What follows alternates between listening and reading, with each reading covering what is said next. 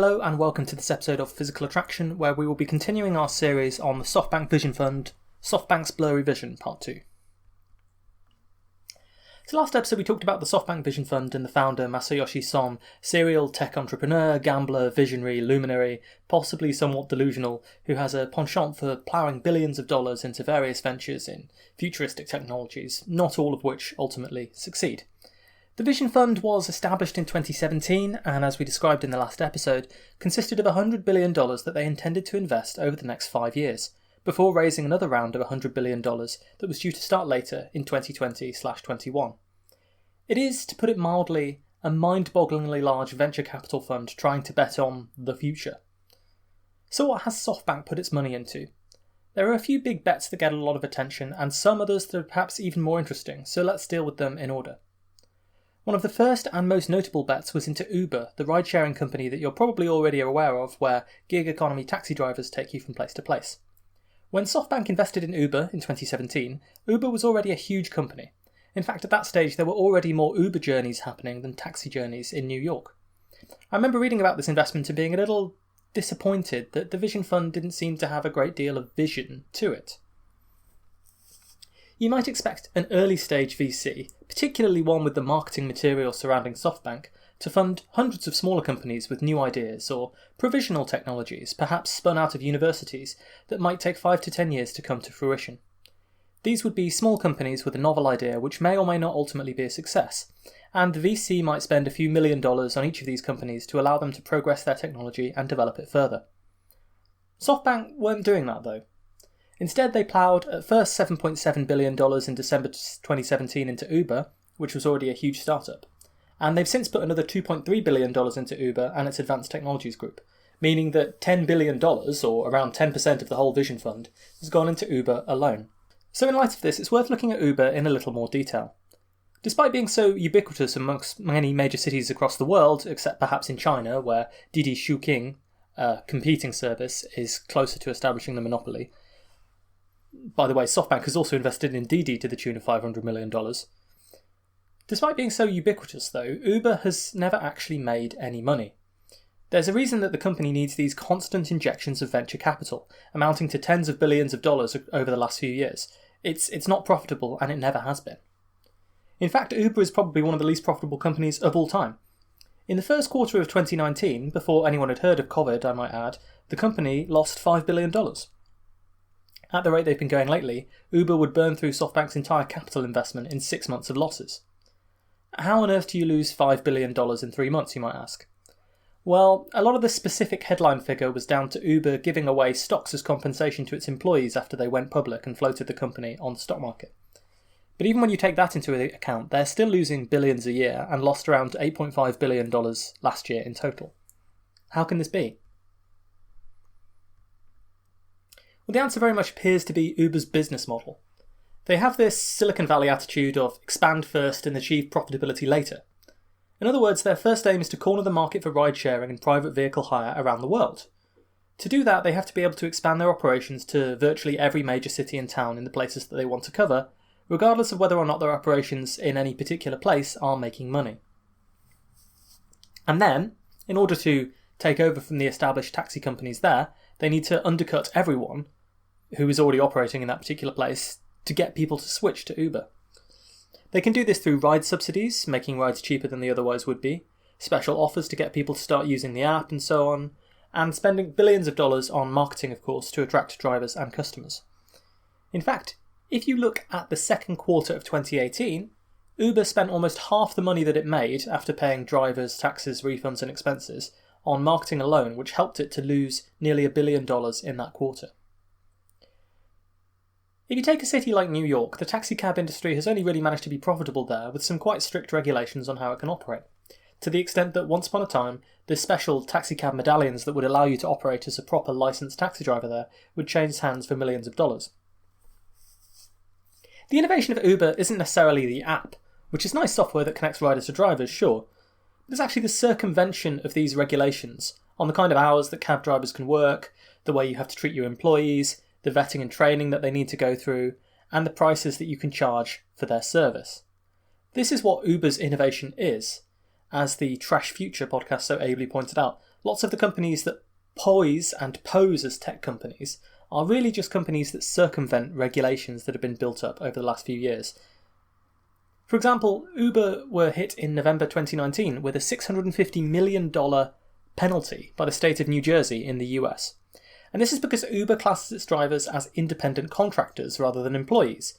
That allows it to basically avoid paying any manner of taxes on the employment of these people, and also to avoid lots of the responsibility that they would have to take care of their employees, because they're all independent contractors after all. The state of New Jersey argues that they actually clearly are employees of Uber, and therefore unemployment insurance and disability insurance taxes are due to the state. By posing as a tech company with a new business model, Uber may have avoided billions in taxes and benefits like this that ordinary companies would have had to pay to their employees in the past in order to operate in the same way and at the same scale. But even to survive, Uber and similar companies find ways to undercut existing markets, quite often in this loss leader way, which requires a constant injection of billions of dollars of venture capital to be sustainable. But even to survive, Uber and similar companies find ways to undercut existing markets, quite often in this loss leader way, which requires a constant injection of billions of dollars of venture capital to be sustainable.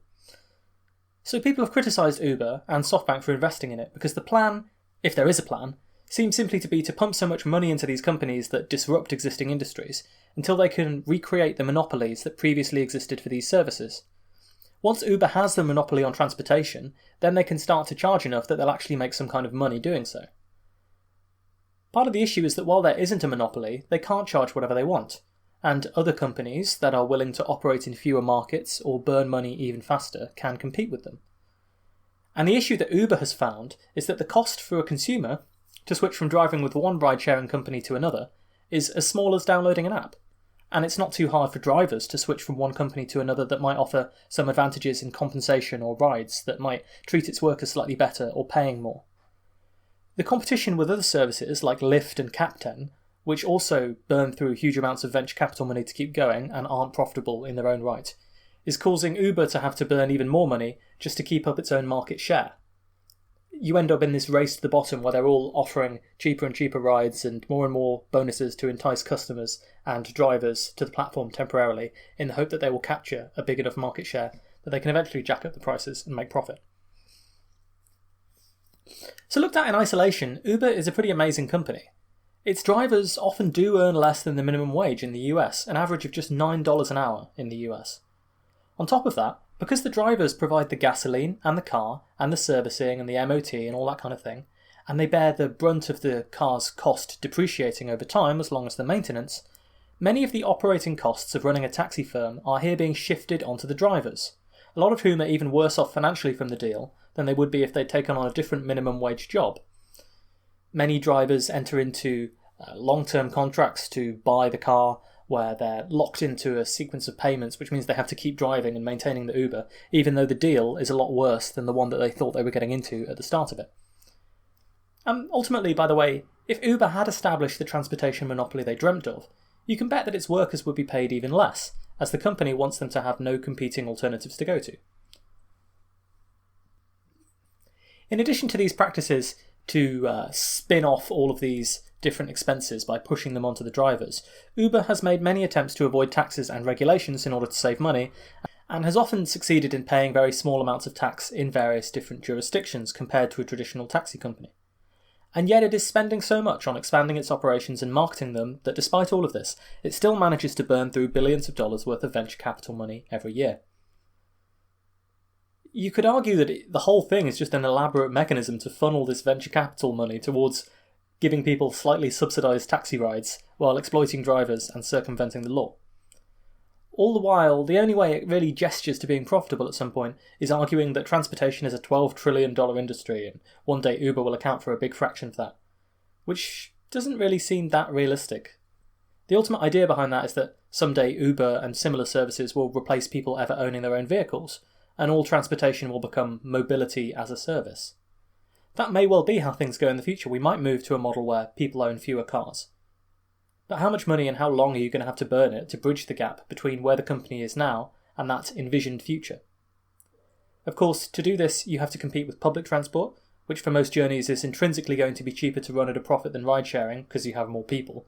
And it's also capable of providing the capacity in a way that having a city clogged with cars is simply not going to do, to say nothing of the environmental cost. It's not impossible that there is a version of doing what Uber does that can make money, particularly if it's restricted to markets with quite high demand that are suitable for this large-scale car transportation network.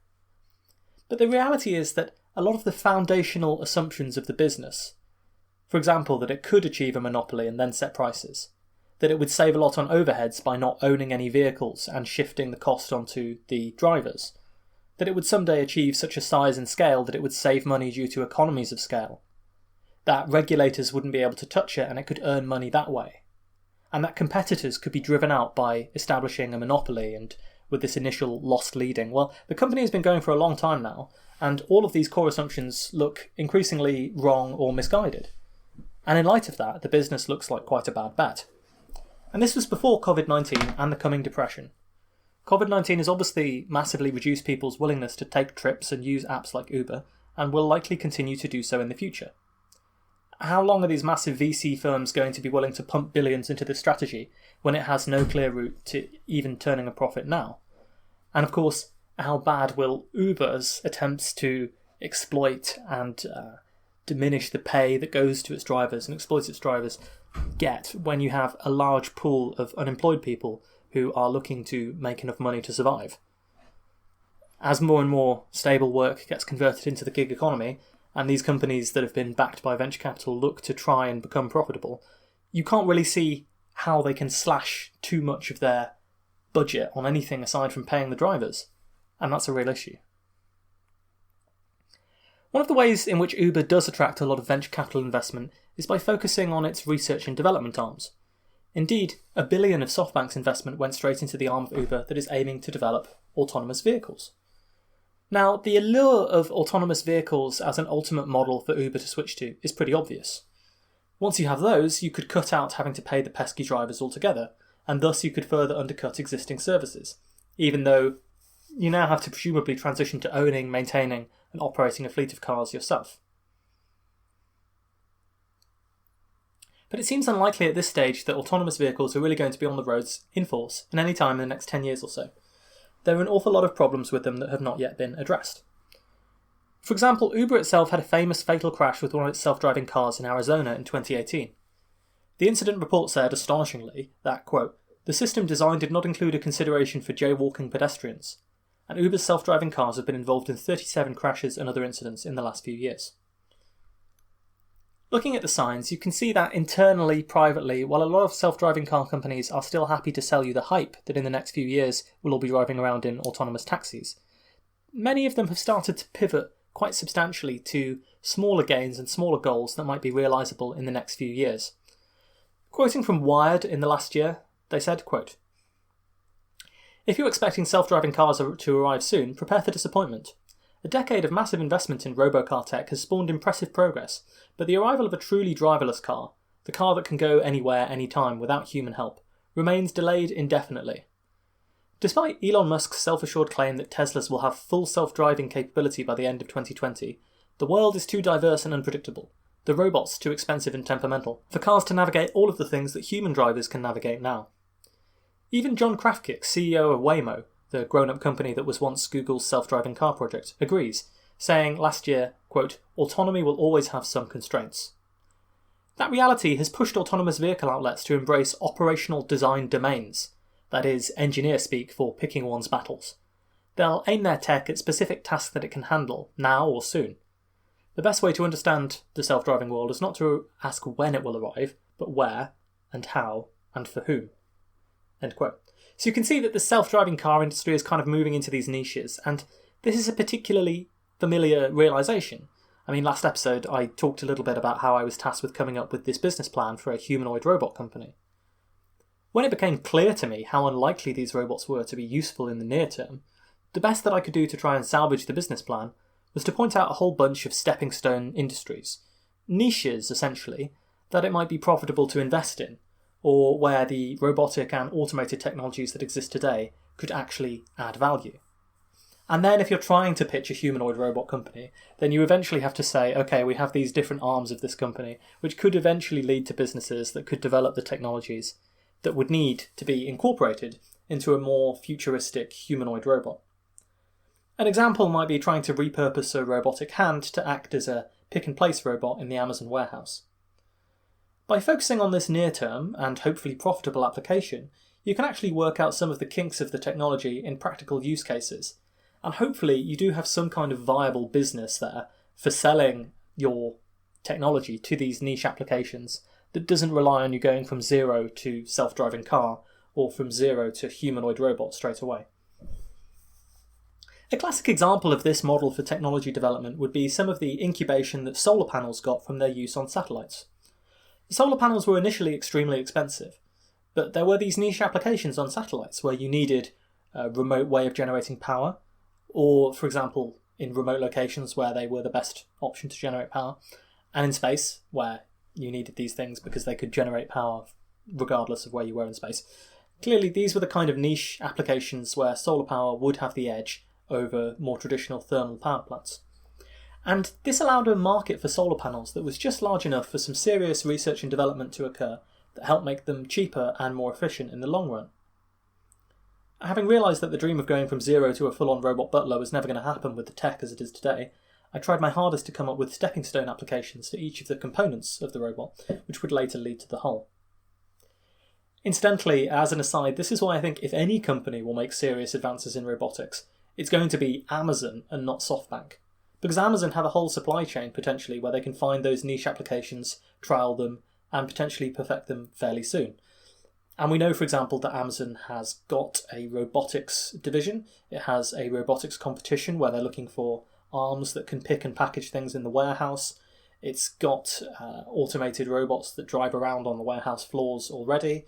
And it will start looking into things like last mile delivery, where you might have to have, say, robotic legs that would walk around in the built environment and take packages to people's doors and so on. But I mean, this is all a little bit speculative, but at least you can see how they would have the opportunity to roll out some kind of robots over the whole course of their business and maybe save some money that way, in certain applications anyway. But that's probably another episode. So having seen this happen in robotics, we now see that self-driving car companies are going down the same road. You might have a self-driving shuttle that would be restricted to a particular route, say train station to airport or something, maybe with a driver on hand in case anything goes wrong. Small spaces like university campuses, residential facilities and so on, they can be a good testing ground for autonomous vehicles. They're easy to map out, they have predictable flows of traffic, and the speeds are generally slower. There are already long-haul trucking routes that are boring and predictable enough that they can be at least partially automated with cruise control and things like that. So it's going to be a sort of gradual move into these niche applications before we have instantly self-driving cars that can do things like Uber cars would need to do. And ditto, there's going to be some automated farming and mining machines where there's no traffic to worry about, and you can essentially map out the entire route in advance if necessary. I mean, in many instances, these applications have already been working for the last few years. I never want to deny technological progress or take away from the remarkable achievements that people have made in all branches of tech. I just think it's far easier to conceive of a lot of technologies working than it actually is to achieve what you can conceive of. People get seduced by the notion that you can do a lot of things more easily and that things are a lot closer to fruition than they actually are. There are enough niche applications that self-driving tech is only going to continue to improve. But if it's a decade or 20 or 30 years away, or even further away, from being able to replace an Uber driver in all but the most limited of circumstances, then the R&D is not really an argument for Uber's business model. Because I doubt they can continue to keep burning cash at this rate for another 10 or 20 years before self-driving cars come to their rescue and allow them to totally eliminate drivers from their business model and become more profitable that way. And even if self-driving car technology does become mainstream, Uber would then have to spend a huge amount of money to purchase a fleet of self-driving cars. Car manufacturers that are developing self-driving technology, who can manufacture the cars in-house, would seemingly have a much less costly route to replicate what Uber does with self-driving vehicles than Uber itself would. And Uber's assets, the drivers, the passenger loyalty, these have been demonstrated to shift pretty easily to competitors who can offer cheaper or more efficient services in local marketplaces. So it's not clear what stops them from coming in and taking any profitability away from Uber. Unless you have reason to believe Uber will be the only ones to get the technology working, and it will be totally proprietary and impossible for anyone to copy it. And I think given how close the various competitors in the race seem to be at the moment, I don't really see why you would think that's the case. And I certainly think that in Uber's case, one of the main reasons for researching self-driving cars and making such a big deal about it is so they can position themselves as a tech company and continue to attract a lot of venture capital funding. That is going to be discussing disrupting or taking over whole industries, when their actual core business model is to use that funding to undercut competitors. That tech company branding is there to circumvent laws and tax requirements and eventually establish a monopoly where they can set prices. By calling themselves a tech company and focusing on the digital side of the business, the hope is that they can persuade investors that they will genuinely be the next Amazon. Because there have been these tech companies that have initially made quite heavy losses before eventually turning massive profits and growing explosively within a few years due to the economies of scale. But the economies of scale that something like Amazon can leverage are a lot more realistic than with a company like Uber. So in a sense, you have to look at this as quite a predatory idea. The only route it has to become profitable is to undercut and eliminate the competition, establish a monopoly, and then jack up its prices and reduce its pay to its drivers. Drivers have already seen their compensation and initial bonus schemes slashed in 2015-16. They've already been misled by marketing material which claims they'll earn much more from driving Uber than they actually will when the costs of owning the vehicle are taken into account. If this was presented as the naked business model, a huge loss leader attempt to dominate transportation, then maybe fewer venture capitalists would invest. But instead, companies like Uber exploit the hype around technology, the belief that their app or access to big data or a proprietary algorithm will make money. Of course, if their proprietary algorithm was really so revolutionary, it's not clear how so many other companies have come in as direct competitors by doing the same thing. The belief that all it takes is for an old industry to be disrupted by a Silicon Valley type tech company and endless profits will necessarily ensue. That's what they're exploiting here. And the belief, perhaps most naively of all, that they can disrupt this industry with automated vehicles. It's this techno-futurist optimistic gloss on the business model that likely allowed them to sell themselves to a company like Softbank.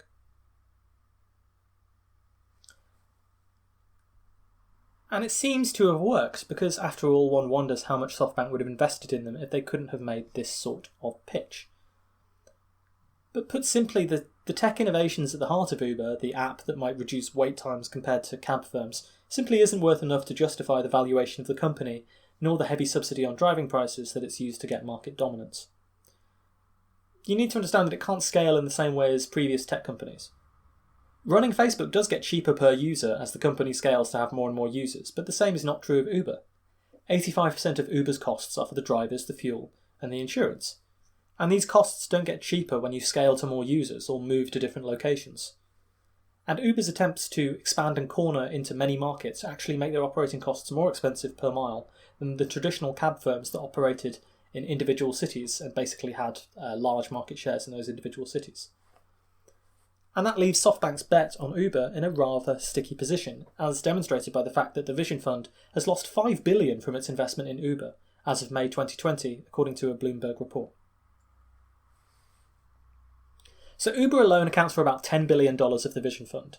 But when you add in Uber's competitors, Grab in Singapore, who got $3.5 billion from the Vision Fund, Cruise, the self-driving car company, who got $4.6 billion from the Vision Fund across 2 rounds of funding, Manbang Group, who do the same thing but for trucks, who got nearly $2 billion, Didi, the Chinese competitor to Uber that got $500 million. You see that in total, bets on companies that are Uber-like or rely on the success of self-driving cars coming to fruition fairly soon amount to around $21 billion, which is a substantial fraction of the Vision Fund. By the way, I should point out that none of these arguments about Uber or ride-sharing in general are new at all.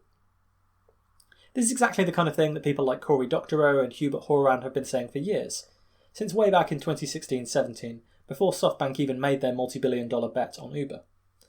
In other words, it's not like there was no warning for the Vision Fund in advance that this might not work out.